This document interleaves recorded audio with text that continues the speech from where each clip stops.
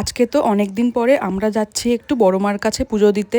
আর এই জন্যই আজকে অনেক সকাল সকাল ঘুম থেকে উঠে পড়েছি আর ঝটপট রেডি হয়ে নিয়েছি। আমি অবশ্য এর আগে অনেকবারই গেছি বড় মার কাছে পুজো দিতে। দিদি আসলে কখনো বড় মা দর্শন করেনি, আর যেহেতু ওরা অনেকদিন পরে কলকাতায় এলো, তো তাই জন্য ওরাই বললো যে চল তাহলে বড় মার কাছ থেকে ঘুরে আসি। তারপর তো আমরা ওই 10টা নাগাদ বালিগঞ্জ থেকে ট্রেন ধরে নৈহাটি চলে এলাম। আর এখানে এসে তো দেখলাম যে আজকে বেশ ভিড় আছে মন্দিরে। তারপর তো আমরা পুজো দেওয়ার জন্য ঠাকুরের ডালা কিনে নিয়েছিলাম। আর তারপর তো দিদি সিংহাসনে রাখবে বলে এখান থেকে একটা বড় মায়ের ফটো ফ্রেমও কিনে নিয়েছিল।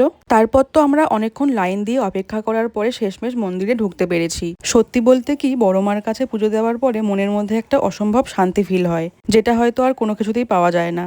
তারপর তো পুজো দিয়ে বেরোনোর পরে আমাদের সবার খুব খিদে পেয়ে গেছিল। তারপর সবাই মিলে একটু পেয়ারা মাখা খেয়েছিলাম। তারপর আমরা গিয়েছিলাম একটু গঙ্গার ঘাটের দিকে, আর সুন্দর হাওয়া খেতে খেতে আমরা গঙ্গার ঘাট পার হয়েছিলাম। সব মিলিয়ে আজকের দিনটা বেশ ভালোই কাটলো। চলো বাই।